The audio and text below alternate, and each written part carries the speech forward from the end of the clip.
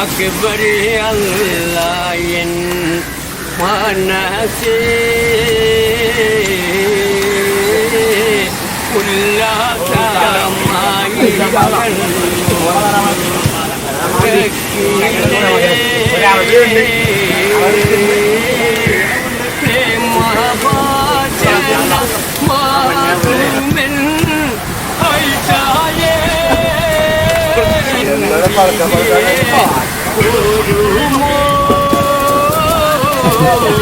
മീനാ പറ്റിയാണ്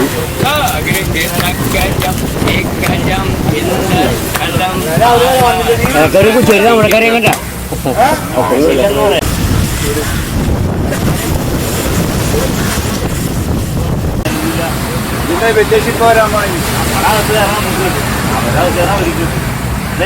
പിന്നെ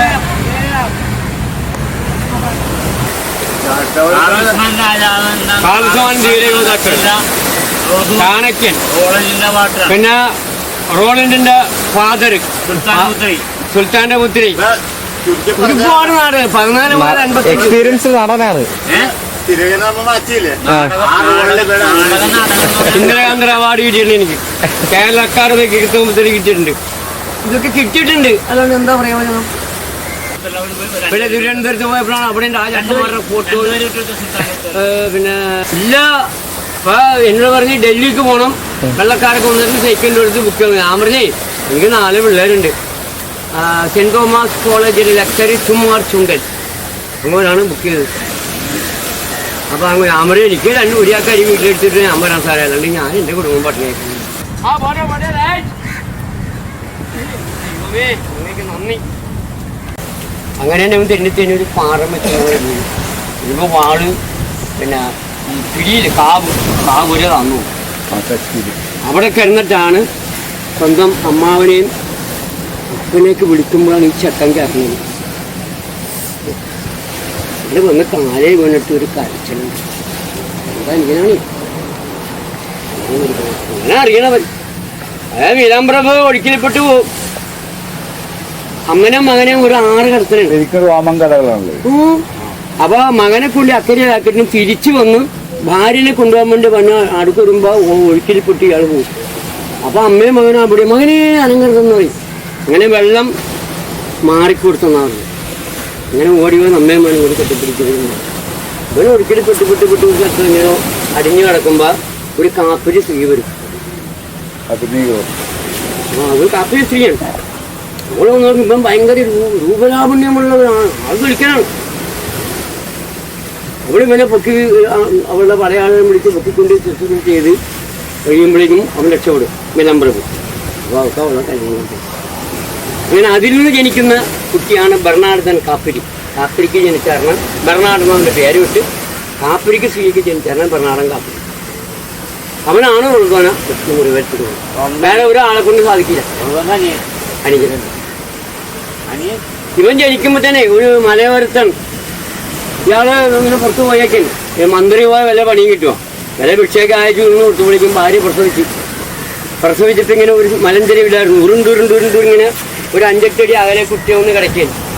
കുട്ടിയുടെ അടുത്തൊരു വാളും കണ്ട് ദുരിന്ദാന എന്ന പേരുമുണ്ട്. അത് അന്നുള്ള തുള്ളിക്കരെ രക്ഷിക്കാൻ വേണ്ടി യേശു ക്രിസ്തു ജനിപ്പിച്ചാണ് ഈ.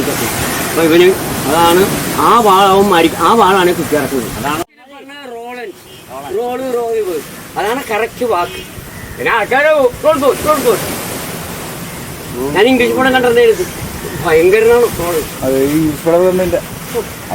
അവരിങ്ങനെ യുദ്ധത്തിനെ 2 വാളിങ്ങനെ കുതിരപ്പുറത്തിങ്ങനെ വെച്ച് ഇതിങ്ങനെ വെട്ടി അതൊരു വാള് കാര്യം പിടിച്ചതിന് കുതിരങ്ങളുടെ പറ്റും കൂടെ കണ്ണൊക്കെ തിരിച്ചുപോലെ ഇങ്ങനെ പോയാലുണ്ടല്ല 1000കണക്ക് ജനങ്ങളെ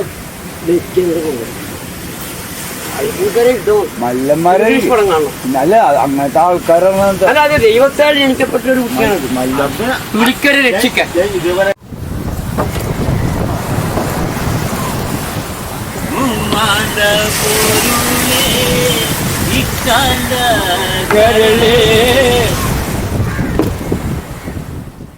എനിക്ക് പിന്നെ ആലപ്പുഴ അച്ഛൻ വന്ന് ഞങ്ങളെ ഫോട്ടോ എടുത്ത് ഇത്തിരി കാശൊക്കെ തന്ന് കാശൊക്കെ മുടക്കി കൊടുത്തു.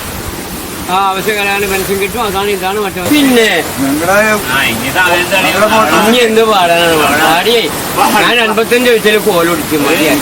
നാടകത്തോടുള്ള ഒരു പെട്ടി മൂക്കില് പഞ്ഞി നോക്കുമ്പോ അക്ബർ അല്ലായൻ മനസേ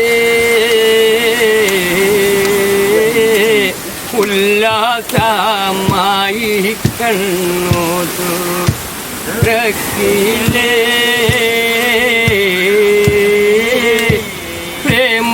പ്രേമവാചന മാകുമെൻ ഐഷായേ ഒരുമോ